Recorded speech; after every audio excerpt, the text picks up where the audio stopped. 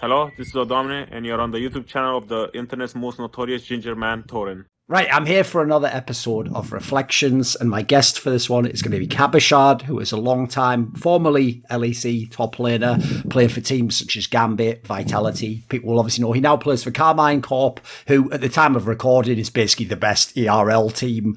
I'm sure people are excited to see how they'll do when EU Masters comes along, etc. And who knows, maybe one day we will see him in the LEC again. So Cabochard, where I actually want to start with this interview is a lot of people are going to know you, like I just referenced there, from when you were in EU LCS. So they might think like Gambit's the first team, etc., etc. But what's weird is I noticed like one thing I found interesting about studying the history of games, right, is at one moment in time, you might not know who a player is, and so you don't remember their name at the time. But then you look backwards years later, and you're like, oh, wow, they were in that team together? Like, I'll give you a quick example. If people know, like, the 2014 Challenger scene, some of the teams they had in the Challenger scene back then were, like, all players who would be, like, all EU LCS, like, years later. You know, the teams are stacked as fuck. It would be, like, Odoamne, Febivan, like, you know, these are ridiculous lineups, you know. It's just at the time, no one knew who they were. So one thing, actually, I think a lot of people don't know about your career is that you actually originally got your chance to be in a big team when you joined Ninjas in Pajamas, when they'd had that scenario where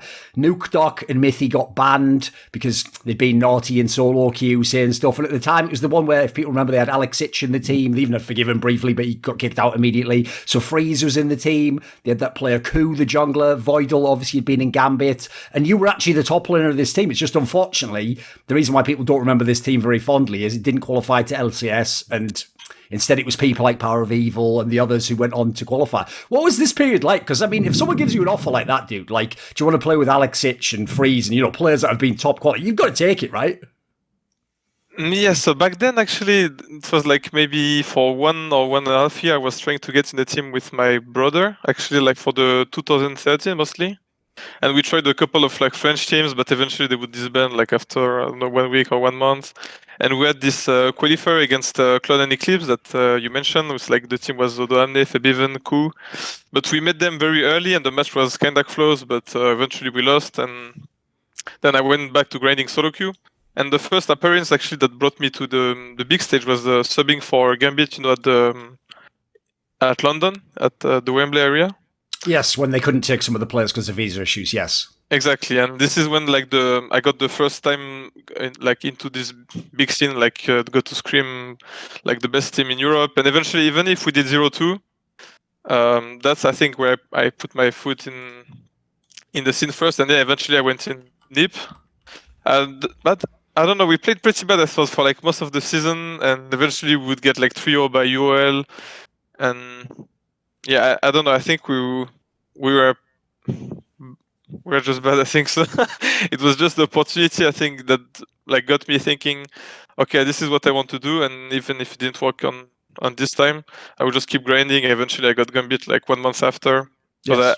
right after this loss against UOL, I knew this was really what I wanted to do. So Right, when you came to this Gambit team, then obviously, again, this is also a strange team because people in their mind think Gambit and they think all the Russian players, etc. But funny enough, even though you just played with Alex Sitch and Nip, this was the Gambit where, if people don't remember, it's basically just Diamondprox. Like, Diamondprox and Edward were around in this time, and then obviously gradually, like, Edward went off and played with the Unicorns of Love, and then they had to move because of visa issues again. But this year, when you played with Diamondprox, right, there's a whole bunch of stuff I want to ask about this. So first of all, let's ask about that. So this is a player where, sure, his prime had been a couple of years earlier, but even to this day, I think his name carries a lot of value. When people say the name Diamondprox, they think of all the amazing things he did. What was it actually like to play with at this point in his career? I think it was maybe the best like opportunity I could get to play both Edward and Diamond. They had already a lot of experience, and I think for a rookie it was just the perfect dream. On top of this, Diamond obviously was playing a lot into top lane, and we got this like duo. Even like from Cologne was the first tournament we played, the IEM. And no one thought we would do something, but then there was the Pinoy pop-off, and like we got set on a very good start, I think, even though we started like 0-4, I think. So the ambience was always cool, and yeah, I feel very grateful for this time. I think it was really nice. As you say there, interestingly enough for you, Diamondprox basically, a detail some fans actually forget is he basically always used to just gank top lane anyway in the old Gambit. Like him and Darian were basically friends. And so because that team was a very weird team, like they had all these weird relationships where like he didn't like people who played bot lane, so he didn't gank bot. All sorts of fucking people, modern fans wouldn't believe like your pros think of this. But basically it helped you out, obviously, because in this case, like you were in your arguably already reaching your prime. Like I actually did an interview, if people don't know, with Diamondprox the year after this, and he straight up said like he was like very glad to play with like a very mechanically strong top laner, and that he felt like you were always ahead in lane, and so like, he was just the most obvious lane to gank, etc. But the reason why I bring this up is because on paper, look, that strategy worked great, but there is a secondary detail, right? Which is you had obviously the infamous Forgiven join your team not too long later, and he is a player where if you had to pick any player who's a bot lane player whose old philosophy is like put everything bot lane, it's basically him, right? He's almost like, you know, the parody version of that. So there must have been an interesting dynamic here, because even though the team was winning, it was a good team. Like, was there a sense in the team that like Forgiven wants everything to go bot lane, or like it seemed like the team in general bought into your philosophy, right? Which is like you were one of the best players at the time. What would you say about this whole mess? Yeah, so I remember definitely there were discussions about where we want to put Diamond Pressure. And I think it came up to like during the old spring split, there was not as much needed to camp into bot, and like there was a split Forgiven in SK that it was like hard carrying. I think he got MVP, and actually back then I think it was very useful to go into bot.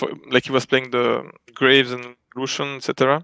Yep. But I think then it came up to the summer split where like it's Fnatic that do the 18-0 historical split, and I don't know. We realized back then that actually it was through top that you need to pressure. Like we tried to copy just Fnatic what they were doing, and I remember even matching them in scrims. It was mostly just 2v2 at 3 minutes on top lane, and the team that become victorious will just snowball the whole map out of this. And like there were times where we tried to put pressure into bot, but it was just this meta. Like probably of all the years that League was played, the top lane was the most impactful. Like you're playing the Karim and the Echo, Riven, and it's like if one of these champ was getting a lead, it will take over the whole map. So yes.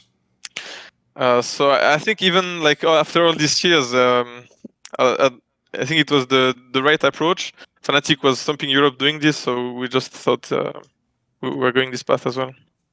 Another detail is, in this particular season, as I say, everything was starting to go really well. Even this issue with Forgiven actually seemed like it had been resolved in the sense that he, in actually the LCS games, started to have better and better games. People remember there was that famous clip he had on Graves where he did like the mad mechanical moves. Like it looked like this team was coming together, and the hype behind the scene, I remember in LCS, was like actually in scrims, this is one of the only teams that might be able to beat the Fnatic you're talking about that was like unbeatable, basically. It was basically you and Origin were the two people thought actually had a chance to do it, right?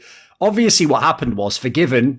I mean, it's bad luck for you, mate. Apparently, you just picked the wrong team. Forgiven also got fucking banned, like Nukeduck and Mythy the year before. And the way he got banned was really harsh because they did it like a couple of weeks before playoffs. So basically, it just killed the idea of making playoffs, right? You even said in an interview, I looked this up. This is a quote from you. You said, "I actually feel like if we could have gone to the last weeks and then playoffs with Forgiven, we would have gone to Worlds." So pretty bold statement. When you look back now, do you still think that's the case?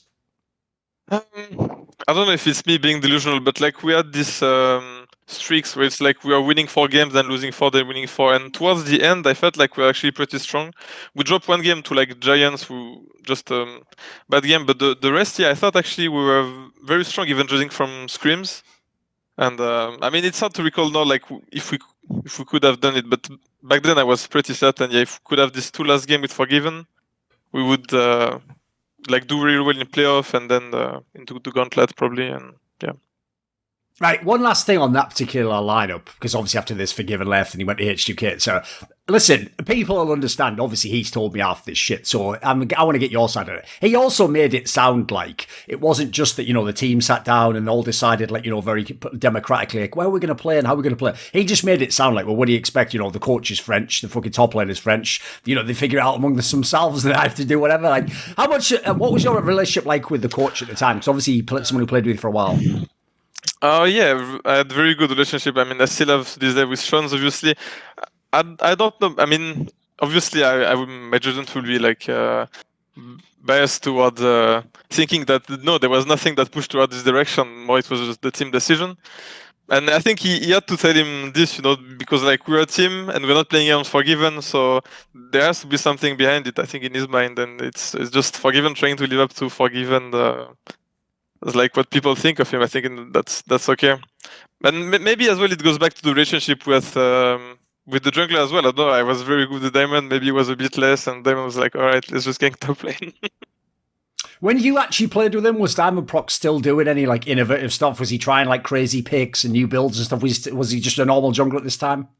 No, for sure. I think he always kept this mentality of being very open-minded. Like that's what as well made it so easy. Even like I was a rookie, I was no name, just playing solo queue. He was like the legend Diamondprox, but the conversation was always open between us. Like it was very fluid, and like we could talk about anything, like say picks, and that's why I said it was like insane opportunity as a rookie, because like he was understandable, but at the same time had a lot of experience to share, and it's yeah, that's it.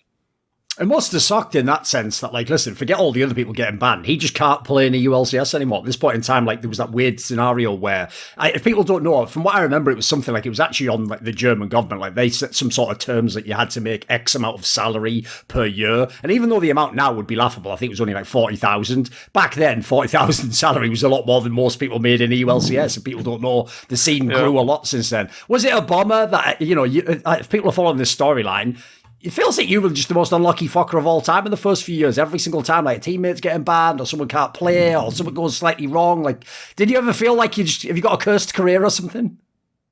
Not really. Like about this whole like visa and the next year thing, I think after this Gambit year, like the pressure kind of went to my head in a sense that I was very, very hyped up by like the community and everything. And I think like this is me being a bit ungrateful probably after the split, even after Diamond did. Like I was already on to the next page, and we had this idea of forming a super team, with Shook and Cassing and everything.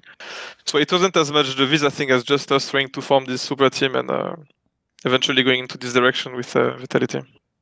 This Vitality line you made, it's another good example of what I said earlier, where you have to sort of like know the context of the names in a team. Because people now, if they hear this lineup, right, so you mentioned some of them, obviously Shook was the jungler, Nukeduck was the mid laner, Hyanan and Cassing were the bot lane. Like, that doesn't sound to a fan who only knows the modern day. They'll think, well, where the fuck are those guys? That was a pretty good lineup back then. Like, obviously this was after the year when Hyanan was actually one of the better AD carries. Cassing, actually, I think is one of the players that has been kind of like lost to history. People don't know how good that guy was. He was really strong at one point in time. And obviously Shook might seem like a meme now, but this is back when he was considered one of the best mechanical junglers. So I mean, MVP from 2014 when Alliance won the split, like they had a lot of background. There was this whole like casting effect, he joined Jiizuke and suddenly they are like on super big winning streak.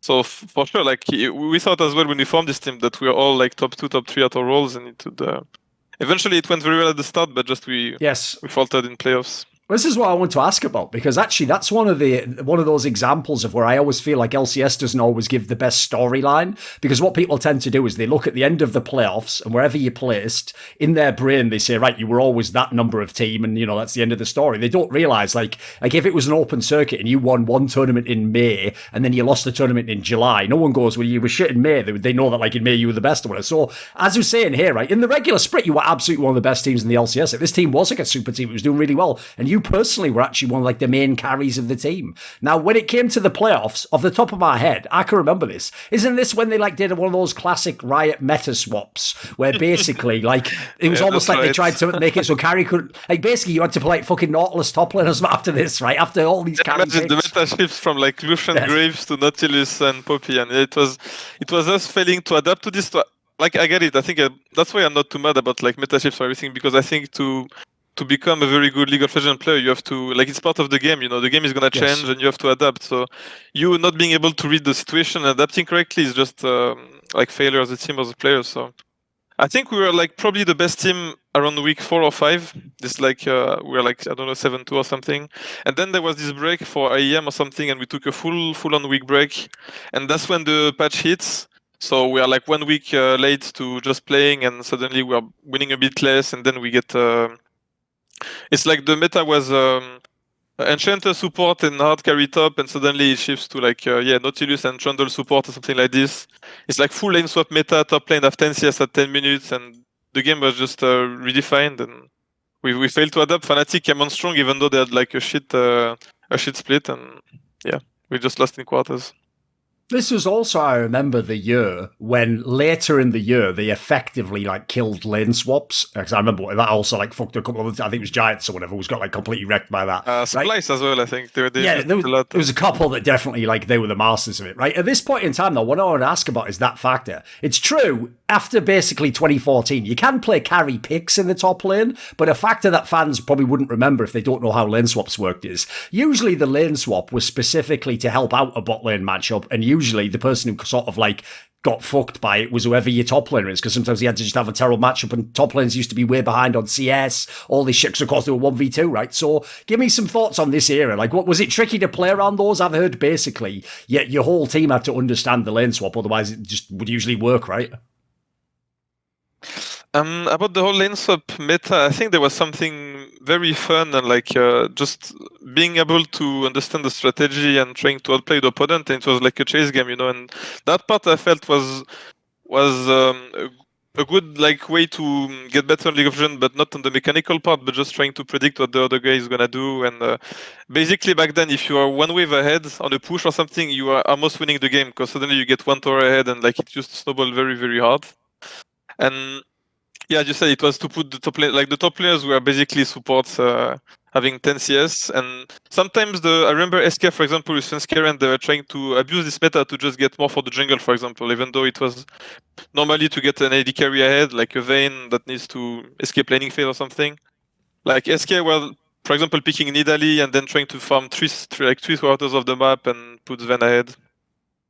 But it was the year before. But Sure. yeah, lane swap eventually, I think it was a good idea by Riot to just put it aside and try to focus on the game in its whole, because like from viewership perspective, I think it was hurting the game quite a lot. When you said before, like, it basically, especially for your role, top lane, it is just part of the game that they're going to do these hard meta swaps. Like, it's just happened throughout the history of the game.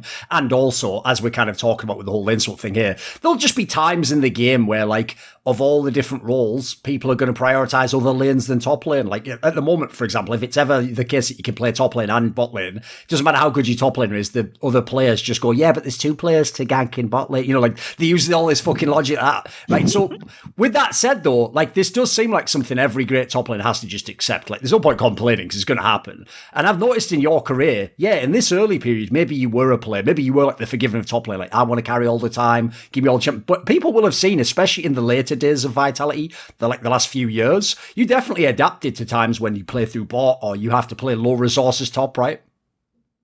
Yeah, for sure. I think the big turning point was in 2018 when like I played with the Giants roster, and I think as well it's part of growing as a player, understanding your role. And in this team, I really didn't need to be this hard carry player, mechanical, and just about going to the other side. And if at the same time I could have both these sides, then it would be just more complete. And that's the direction we took with Yamato very early, like in 2018. We were like, so I think this is like the path that we could take, and this could be beneficial for the team. And eventually it took us like the force for months to go into this role, because shifting from I'm playing Lucian Graves Fizz only to Sion On was it took some time, but even in the team it changes completely the role you have in the communication. And that's something I remember very kindly, because I felt like I grew a lot on like during this whole moment. And yeah, it was very nice.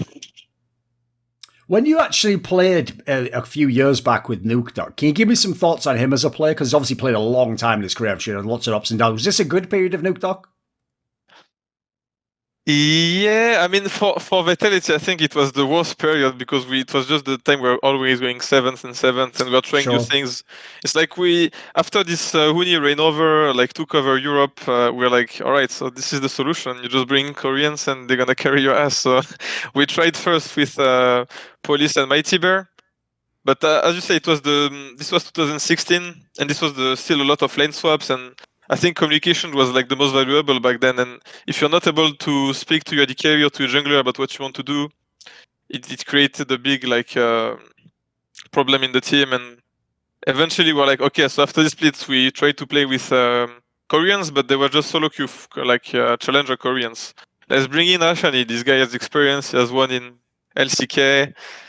And again, we we got, I don't know if it's this culture barrier or something, but we just couldn't talk really to each other. And he had the right ideas most of the time, but it took him so long to explain to us what he wanted to do that he would just be in the wrong spot and just die. And right now you can see on YouTube there's like this Ashani montage of his death, and it's like every game he goes 0-10 because he's trying to tell us something, but we we are not on the same page. So yeah, this was problematic, and then we just went off the Korean era. But that's when we brought in the Gambit, the Giants players, and that's when Nukeduck was not part of the team anymore. So obviously, until the period when you basically got the Vitality players, you were, as you say, it didn't matter how good your teams were in the regular part of the split, they would basically always go out in basically the first round of the playoffs. They weren't like a relevant team going to, contend for the championship. Obviously, people know the format back then. Usually you had to make the semi-finals to go to those cool road show finals with the big stadium and the fans and all that stuff, right? For these early years, how do you cope with something like that? Like, if you think you're a good individual player, some of these teams have good teammates, and you're doing well in regular split. How were you able to handle the fact that each time the playoffs comes, it was like an early exit, or you didn't kind of get to feel like you really were contending for the championship? You're questioning why didn't we go to other teams? No, I'm basically asking how did you handle that? Like, if I was in that situation, I think I'm really good, my team's good, and each time in the playoffs we keep getting eliminated early, I'd start maybe question myself, am I doing the wrong thing? Sure. I wasn't insane throughout this all years either. It's like 2017, I think I played pretty bad actually, and that's when as well, like I was telling you before after this Gambit here, that every team wanted me, and I had this pressure from the fans that told me I was the best, and it really got to my head, and I think either I became slacking or I had put too much ego into my game, and I think that took me the end of 2017 and start 2018 to just get myself up from this. So at this point I wasn't so good, and this is when we started the new team with the Giants guys. And the 2 years before, I was just thinking actually as well that the Koreans would be a good solution. So I was part of this process. And it wasn't only Uni and Renova that came to roll over Europe as well. There was Trig that was getting MVP. So we actually put thought into Koreans being insane. And back when Ashani had to come, normally we were supposed to get Lira as well. But I think when we did the tryouts, he hadn't played for 1 month or something. So he just played very bad, and we had bad opinion of him. We were playing Millennium a lot, and he was getting stoned by Joko. So we were like, all right, where are we gonna get this guy? If he gets perma-stoned by Joko, let's get Joko instead. Maybe that's why the Ashani communication was a bit missing as well, because he couldn't. Maybe, I don't know if it's a thing, but maybe Lyra could have translate. Maybe. Right. Yes. Makes sense. So, and then eventually Lyra, he started playing again, and he was doing very good with Envy in NS. So yeah, it was just bad timing, I guess. When you say there that after the Gambit period, you could have gone basically to any team you wanted, do you regret doing this particular decision? I mean, obviously, I know when people go to teams, the team you made makes sense. A lot of people just look for other good players and try and make a team. But it's obviously you never know. If I'd have gone to this team instead, maybe they were really good or whatever. Do you look back and think there was another path you could have gone? Was there an offer that was way too good that you probably shouldn't have turned down? I mean, I had offers in many teams, but it was mostly the players I wanted to play with were the one that I ended up in Vitality mostly. So I think not really. It's it's what we wanted to do after the 2015 year, to form this super team. So, and I get so many fun memories playing with Vitality as well. We had this, we had insane splits as well. I feel like so. No, I don't really regret.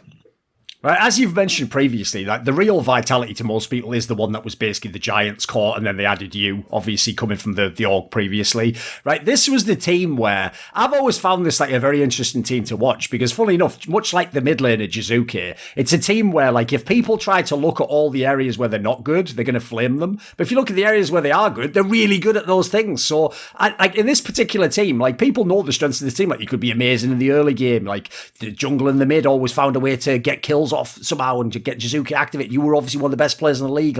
What did you think of this era of the team? This must be one of the best teams you played on.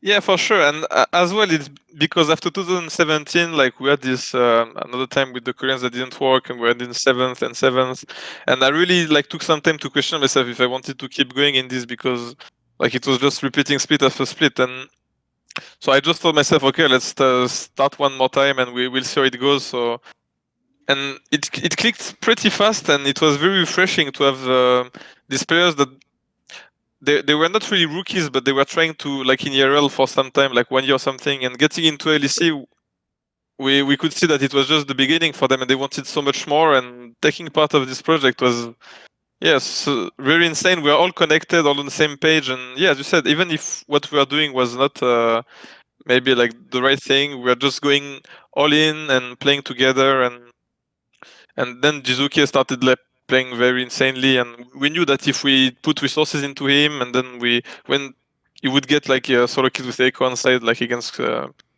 Crown, for example, like we have this game at Worlds, and yeah, it's a very fun time as well to remember.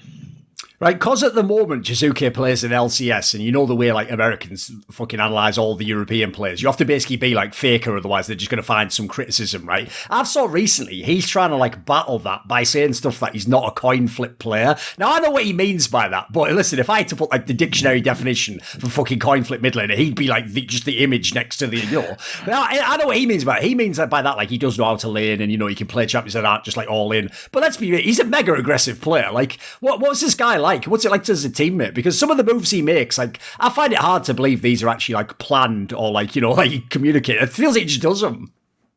Yeah, it doesn't really need to be planned, but it's mostly, I think he wants to play on the limits, and it's like if a play even doesn't look so good, it's kind of like how Caps plays. I think he has the ability to outplay the guy, and even if it doesn't start so good, it's like it's gonna eventually end up good if he plays good. So he has full trust in what he wants to do, and like I think when he came to NA as well, he was one of the only mid laners that knew how to play side lane. So you just put him on Rise, on LeBlanc and something, and he's gonna farm side and just 1v9 the game through this. I think right now it became a bit harder to play this meta because it's a lot fighting about around Drakes and Nashors.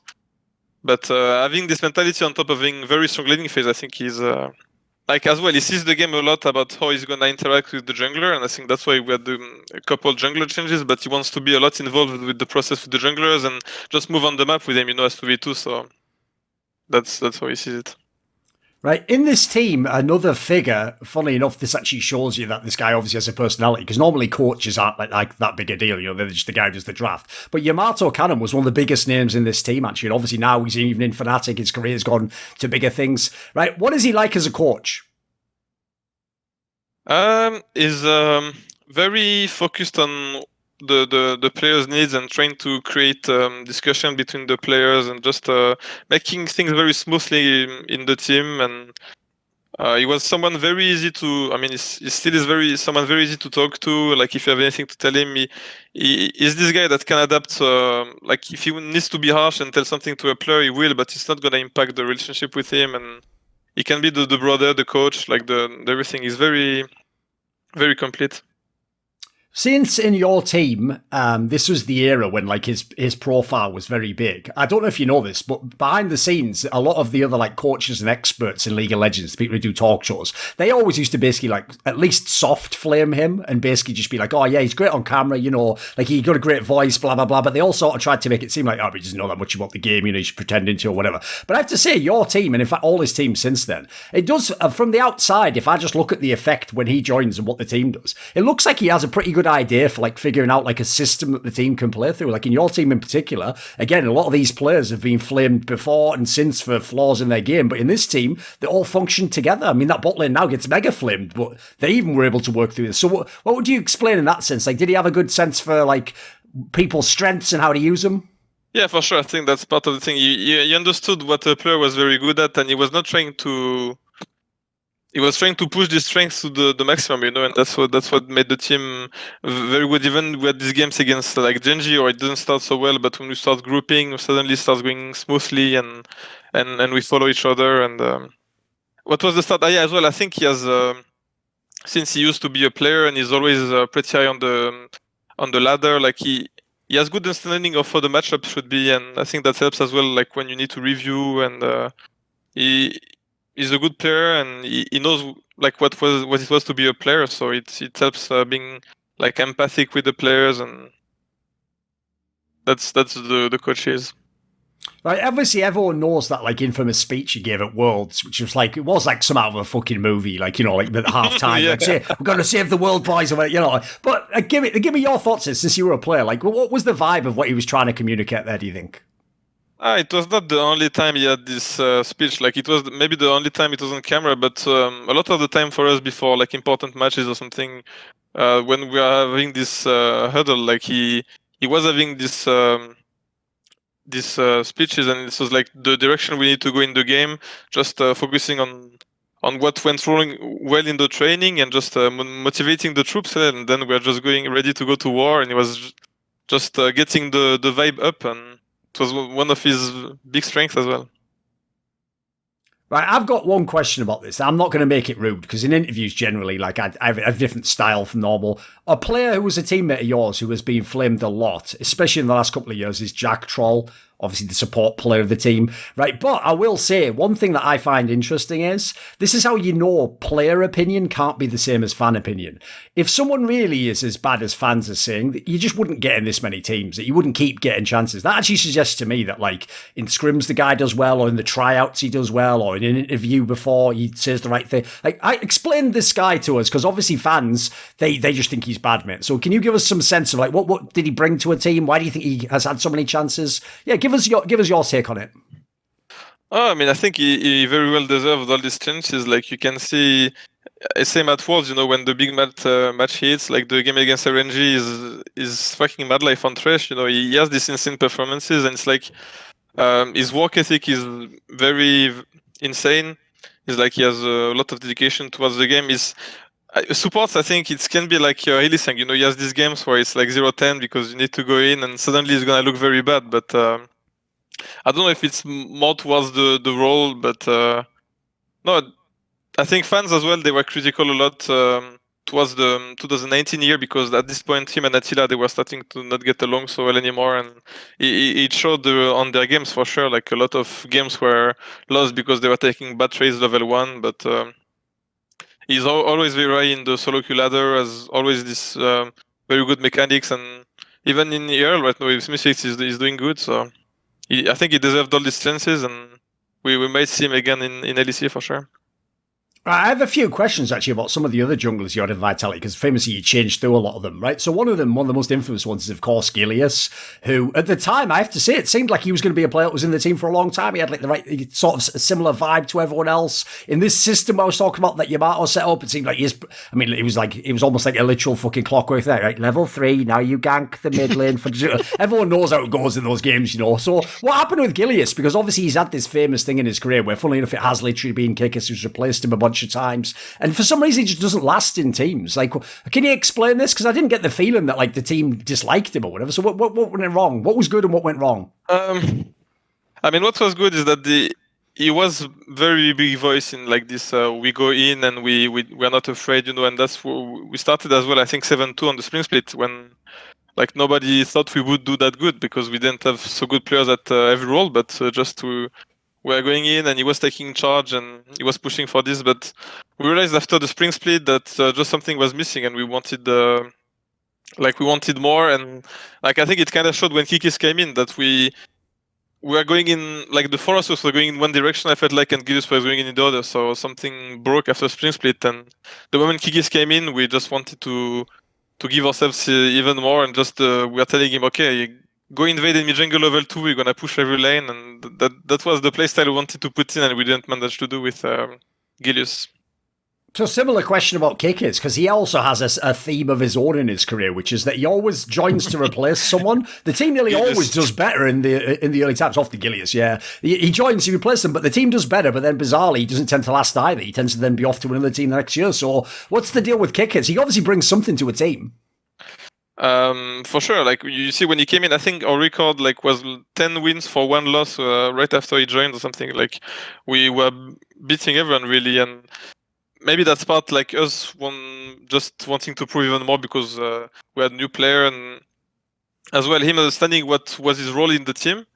But I don't know much of this came like to his head after this split, because like it was the story of him joining, and the LEC story was a lot like, okay, Kiki suddenly joins the team, he's in Polish division, but he's 1v9ing, and can he get MVP? I think that was the big discussion during summer 2018.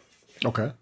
And eventually at Worlds, we had this like, I don't know, 4 or 5 weeks of training, but for the first 3 weeks, we were just losing and losing and losing. And yeah, it was just not the same anymore. Even though we did 3 training groups and we had some good games, we thought we needed to play this 2v2 differently with Jiizuke and like a more mechanical jungle.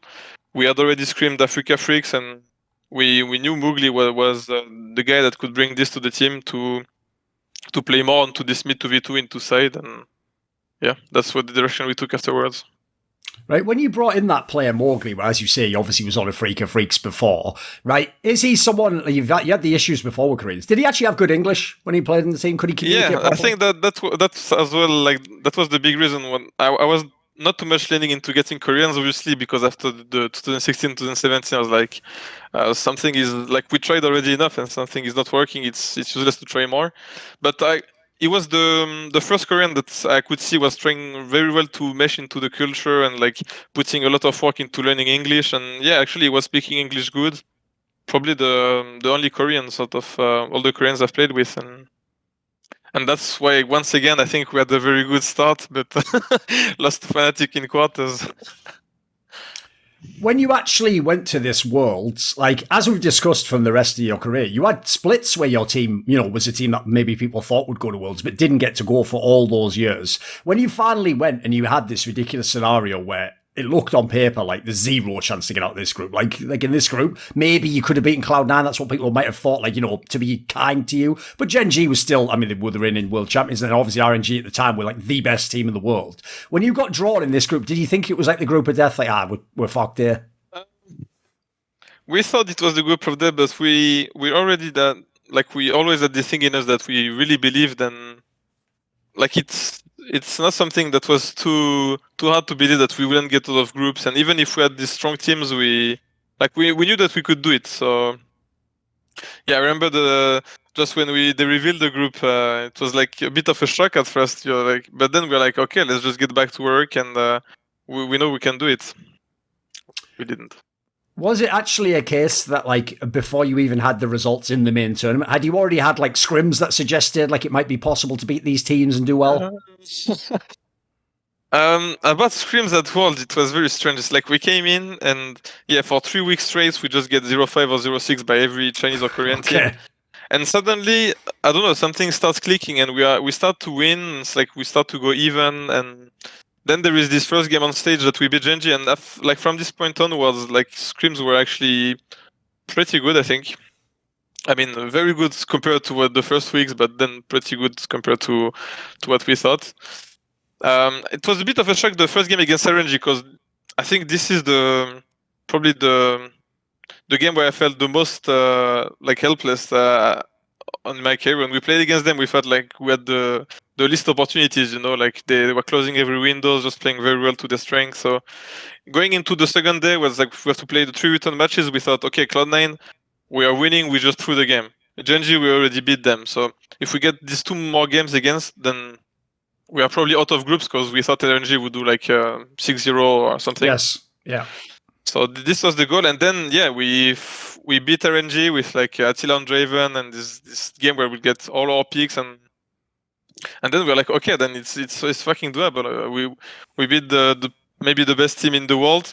We beat the reigning champion the first time. Let's just do it again, and we do it, and then just the loss against Cloud9. That's really we after this, it was very big roller coaster of emotions, because you go from we can't beat these guys to we actually beat them to we lose to the team we're not supposed to lose. And yes, then there was this last game where they're playing, I think it's Cloud9 versus Genji. It's like the last chance of us getting a tiebreak if it's Genji win or something, but it's Genji versus RNG. And then we would get tiebreak versus RNG, but we see very early that the game is lost, and then it's just I remember everyone went outside to cry because it just was too much emotionally to take, like, during this day. When you then came into season 9, right, the rough thing about this one is the year obviously didn't end very well. You were a Worlds team, but this was a year where for sure you guys were in the mix. Like both splits, yeah, again, you were a bit of a gimmicky team, but you were one of the, once people got past G2 and Fnatic, like you and Splice were the next best teams. It was you, Splice, Schalke, depending on what point in the year. And these are all teams that, you know, have some flaws, some strengths. And even G2, like towards the end of summer, they were actually not playing so good. That was this resurgence, but like when we played the tiebreak, I think that's what kind of cemented our spot in. It's like Fnatic was doing very good, okay, but the last day of summer we have tiebreak against both Schalke and G2, and we beat them like pretty convincingly. So we thought, okay, it's clear. Team 2 and 3, like Team 2 is us, and 3 and 4 is G2 Schalke, and we're gonna get towards from at this point. What do you think the strengths of that year's team was? Because clearly it was a good team. G2? No, your Vitality squad. It was just well, going in together. Like there was this analogy of I don't know, Fnatic is playing chess, G2 is playing something, and we're playing rugby, and it was okay. All right. It was I think, very true. It's like as well. It was playing 1-3-1 with Jiizuke on a very like Rise or LeBlanc. It's like I think putting Jiizuke ahead was one of our big strengths, and we knew very well how to do it. And like towards the end of summer as well, we knew pretty well as well on how to like just Kikis is gonna like mess with the other jungler, and we're gonna get strong lanes and get advantage from it, and we're just gonna snowball our lead. I think that this was the path we took. Aside from the fact you are a top laner, but you also did play with Nukeduck, Jiizuke, right? I'm not trying to make the question too loaded here, but do you miss the fact that we don't really have that much side laning anymore? It is basically like team fighting around dragons a lot in League of Legends now. Your team's definitely tried to use 1-3-1 a lot. I don't know if I miss it, because like most of these times when it was 1-3-1, it was the mid laner that had 100 CS up on anyone, and you would just bang me on the side. So I'm not sure I miss it too much. Okay.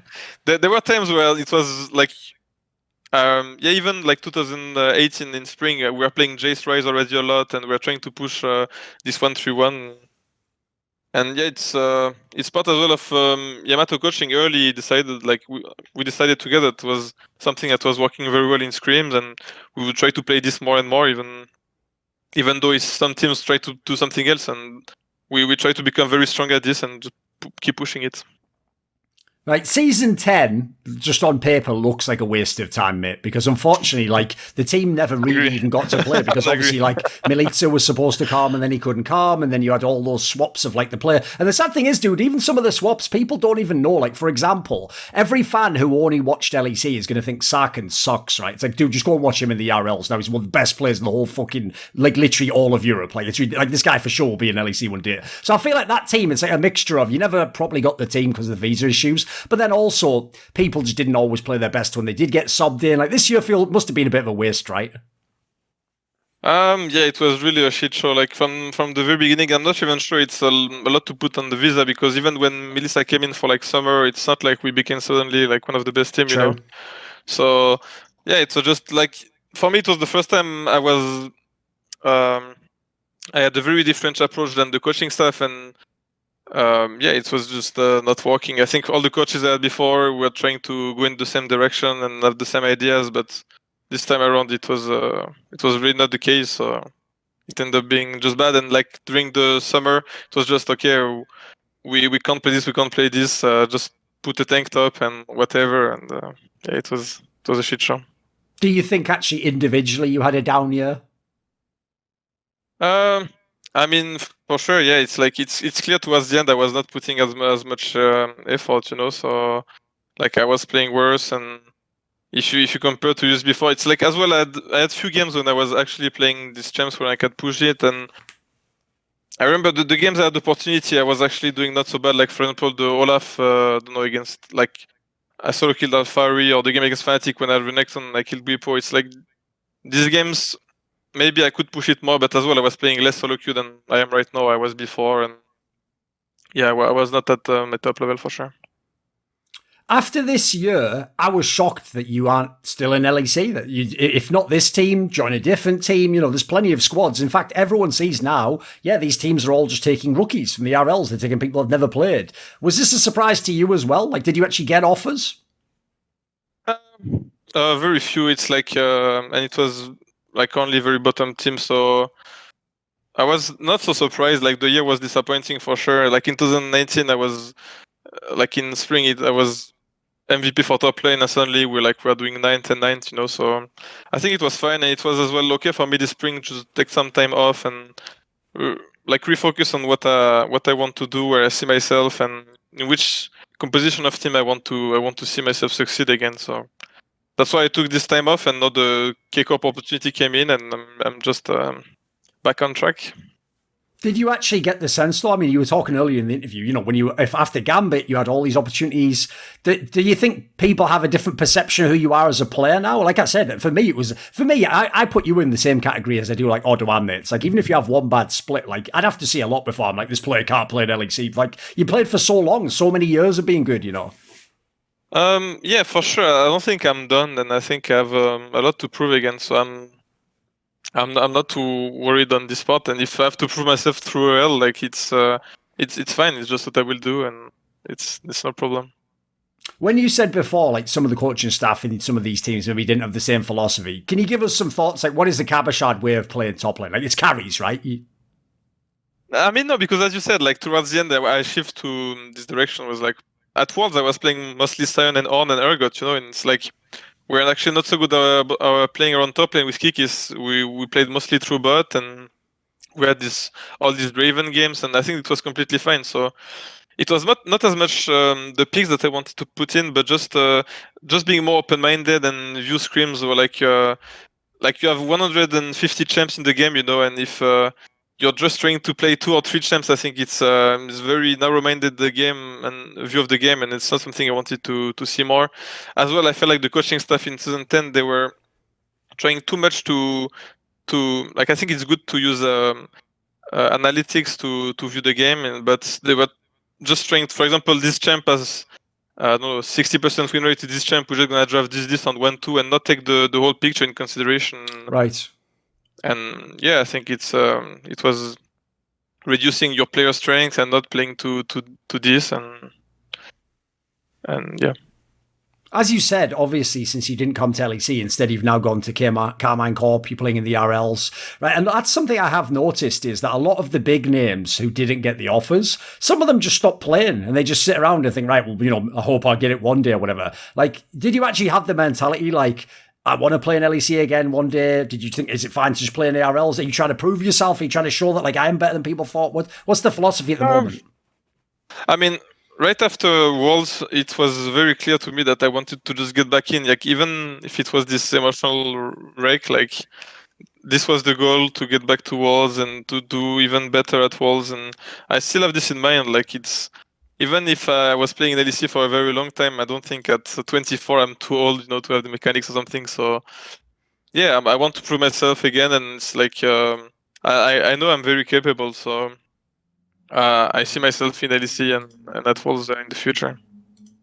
Right. An interesting detail is, people might have seen it, the clip even made it on Reddit, believe it or not, where you had the clip where you obviously had that sick kick on Lee Sin when you're playing in the RLs, although I will say that was fucking bugged, that you should have kicked like 4 people there, whatever, but whatever, we all know the way the fucking game works, right? A little detail people might not know, and this is an interesting one, is obviously it's been many years before you could ever, like, in a competitive sense, play Lee Sin, anything but jungle, basically, but like, you know, old school people will know top lane and mid lane it was possible. One detail that a lot of people might not know is, I went back and I found an old AMA from 2015 in which Cabochard said Lee Sin was his favourite champion. So it must be fun to actually be able to play it now in competitive. I mean, to be honest, Lee Sin made my career, because it's like back in season 3, when I was doing all these like little tournaments, like eventually we qualified to one that made us go to Tenerife. You know, it's like when they had this super week in LEC. Right. And I was playing only Lee Sin top, but for some reason the team that like we were playing against to qualify, they didn't ban it, and I had like a 1v9 game, and it made me go into the to see the LEC environment, even though I was like, I don't know, 15 or something, and that's why, like, even before the Gambit time in London, that I could see this environment. I could, like, I remember I talked to Alexich, and it's like, when I came back from this trip, I was like, I want to do this, even though we got clapped. Like, the enemy team banned Lee Sin, and this time I was fucking useless. But me putting myself in this environment was the declic, like the thing that turned my mind to do this. And so that's why I kept playing Lee Sin even like years after when I was streaming, playing jungle or something. It was hard to put him top, but I really liked the dynamic of the champ. I felt like the skill you can put into Lee Sin is like infinite almost. It's like it's you can play 1,000 games and not get bored of the champ. So I always played him, and it was very nice to finally be able to play in competitive because, yeah, as you said, it's been, I don't know, 7 years that I'm trying to do it now. Obviously, when people go to the ERLs, it's hard to know how good the team you're going to join is. At the time we're recording this video, your team hasn't lost a single game. And as I said, most people think if they have EU Masters, you're the favourite to win. A lot of people expect a bunch of these players will be in LEC. What do you think of how the ERL process has gone so far? Like, after all those years in LEC, it must be interesting to come down to what's supposed to be the level below. But I've heard, for example, the league you play in, the LFL, it's like super developed now. And, there's like legit money and proper coaches stuff. Is it a different world than what it seemed like before? Yeah, it really is. I think maybe like the transition was 1 or 2 years ago. I remember thinking about LFL and was like, okay, this is not something at all. But now even more from like 6 months ago when Karmine joined and like they brought up this new like viewership and all the viewers that Kameto has. I think it's growing very, very fast. The league is actually very good players, and it's not rare at all that we see them join into LEC right after. So it was as well challenging joining this team because, as you said, they won LFL and EU Masters already. It's like you almost can't top it off. It's like they've won already both. So we're just here to win it again, and hopefully next year in LEC. As I referenced, you already did play with Saken actually in Vitality in LEC. It's just the problem is, and this is one of the things I think is a bit tough actually about the way the European scene's developed, is you can tell a lot of fans, basically everyone who reads Reddit, they only watch LEC. And so the problem is, I saw this with the careers of people like Leader, if you have some bad games in LEC, that's all they remember. They don't really know what you do when you go to the RLs. They don't actually know if you're any good. So I feel like this player, Saken, your mid laner, has actually kind of been a bit unfairly treated because he did have some bad games in LEC, admittedly in a team that was pretty flawed. But when I've seen him in the RLs, like, it just seems like this guy's obviously going to be in LEC again one day. He looks fantastic. For sure. And it's like, you have to see the situation he was put in. He was playing both LFL and LEC back then. It's like, when I say it was a shit show, it's like, it was just something very hard to do. Imagine you have to screen with one team and then the other, and you have to play 4 matches, like 4 days of matches a week. And actually, there was another time I played with Saken in LEC. It was when he was subbing for Jiizuke health problems in 2019. Right. And this week he played very, very good. It's like he had this rise up play on bottom as well. And like right now he's stomping in the ERL, and for sure we're gonna see him in LEC. It's like it's a bit stupid for people to judge him on this like 2 or 3 games he had in LEC compared to his actual level right now. Since, as you said in this interview, like, it's not like you plan on retiring, the career's not over, it's just whatever happened at the end of the last off-season. When you look to the future now, right, I always forget myself that just because esports hasn't been around a long time, like, in theory, if someone does have the motivation and the drive and they're still good, they could play 10, 15 years, people could play a long time, right? So, for example, I always tell this story that I did one of these reflections interviews literally back in somewhat like season 5 with Nukeduck. And in that interview, I'm asking him, like, are you going to retire soon or whatever? And he's like, no, what are you talking about? I'm going to keep... And obviously he's still playing now in 2021, like all these years later, right? Are you someone where do you still have a long career left in League of Legends potentially? Do you have a lot of things you want to accomplish? From the CSGO scene, I think it's a prime example to see these players like they're performing insanely well at like 30, 31, and yeah, for sure, I've not seen myself stop soon yet. I see myself going in the coaching direction later in my career, but I think the time has not come yet. I still enjoy the game a lot. Like I can play just like I was playing when I was 17, so I think the dedication is still here, the motivation is still here, and the mechanics are around as well. So, if I went and asked some of your coaches from earlier in your career and said, "What would you think if this guy became a coach?" Would they laugh? Would they think it was possible? What did you say? If I went and asked some of your coaches from earlier in your career, like, "Oh, do you think Cabochard could be a coach?" Would they laugh, or would they actually would really not laugh. I think it's them that put the idea in my mind to be this, because as I was telling you in 2018 when I took this like more captain role, and it was already, I wasn't coaching the team, but it was like I was going in this direction already, and I think this is what made me like the coaching style even more. And I think I could, like, being a player for so long, I could bring a lot to a team for sure. One thing I want to ask about, right, is because I always feel like top laners, considering the role has had to change so much over the years, one area that they actually get underrated in, like fans don't understand is, like there's a few aspects. One, it is the longest solo lane. So, like logically, you are supposed to be the person who gets fucking ganked all the time. That doesn't mean you misplayed the lane. Secondly, if most fans, I know this because most pros don't, like I don't, mate, we don't really understand like wave manipulation for specific lanes because it's so specialized that as a result, we don't always know when you're actually fucking up your lane or not. Sometimes you might be doing the right thing to reset it or whatever. And then thirdly, because the top laner does have to teleport, flank, you actually have to understand the map as well. I know people think it's just this island and you're just playing 1v1. You're not really. That's kind of like old school thing. And so I think people, it's kind of like a lot more deeper role than people realize, right? Yeah, probably. And something as well, I think that's like, sometimes when I talk to people, they ask me, but how do you do like to play this game for, I don't know, 9 years or something? And I think part of it is the game keep changing and you have to learn these new champions, but as well, the role is so diverse and complex that you always have an area to improve on. And yeah, for sure, we have played almost every champ. I don't know, like we have played the carries, the mages, the Lulu, like the tanks. So I think the other roles as well, they came towards this, like we saw the AD carries, when Reckless went retiring, like they had this mages, and I think mid went to a lot of metas as well. So I think Riot is trying to push this in. Let's not put only one role that has to play every champ, and I think this is good. It's nice for the viewership as well. Do you have any like set goal in mind for your, like for example, do you need to win LEC? Do you want to go back to Worlds? Is there something specific that you think of in your future? I mean, winning Worlds is always the option. Like we saw the goal. I mean, because we even more doing the 2018 and 19 when you see the Europe going into finals, and like it's one thing to be the best in your region, but if your region can become the best, I think it's even more motivating, and it's the goal I have in mind. Yeah. Right, at the end of this interview, do you have like a final message to say, or some people you want to thank or say hello to? I mean the Karmine Corp, and I hope you will put subtitles because some of them they won't speak English, but it's so nice to I'm revitalized, I think, this year through this team, and it's been a pleasure. Merci beaucoup. Merci.